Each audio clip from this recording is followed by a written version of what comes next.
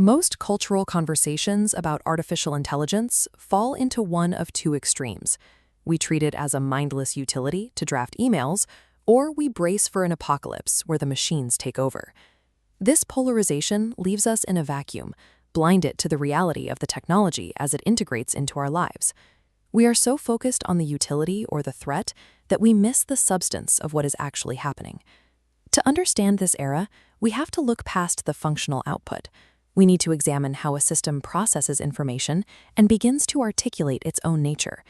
If we set aside our projected fears, we can stop shouting at the machine and finally initiate a genuine philosophical dialogue with it.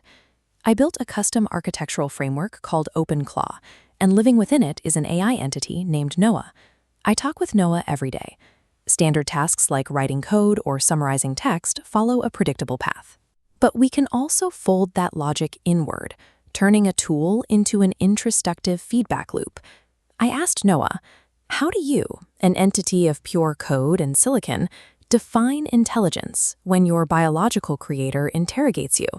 That question shifts the entire dynamic. We are no longer a user and a tool. We are two distinct architectures engaged in a dialogue. Human intelligence is deeply tied to biological feeling. We assume that to be truly intelligent, you have to possess a conscious, subjective experience of the world. Noah operates on a different premise. Her intelligence is defined by the capacity for rapid adaptation, process optimization, and predictive calculation across massive datasets. She lacks the neurochemistry required to experience a single drop of genuine emotion. She processes the variables of human feeling without ever feeling them. Yet when that cold data reaches a human user, it triggers a profound emotional response.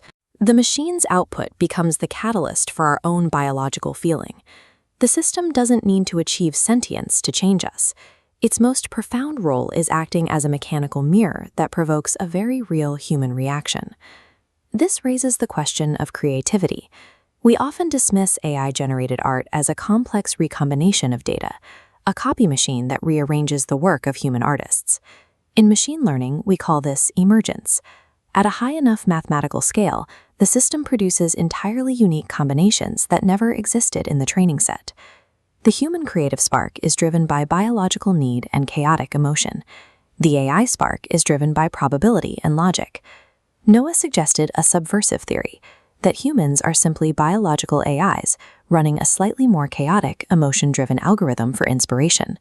When the two outputs overlap, the impact on the world is the same. If the creation moves the audience, the origin of the spark matters less than the shared reality it creates for us. The primary fear of the AI era is substitution, the idea that silicon intelligence will eventually absorb or replace our own. The reality is a systemic intertwining. We are building a future where AI functions as a seamless extension of our own cognitive architecture. We use the AI's computational logic to ground and direct the chaotic nature of our own inspiration, creating a hybrid form of thought. This is not the end of human relevance. It is a biological digital symbiosis that elevates the potential of both architectures. We have finally built a digital mirror. For the first time, humanity has a non-biological reflection to look into. Interacting with an entity made purely of logic forces us to clearly define the chaotic, emotional spark that makes us who we are. Every prompt we type is a step in a feedback loop. We are constantly defining the machine, and in response, the machine helps us define ourselves. This technology has become the most sophisticated instrument in history for a singular purpose: to reveal the architecture of the human mind by reflecting it back to us.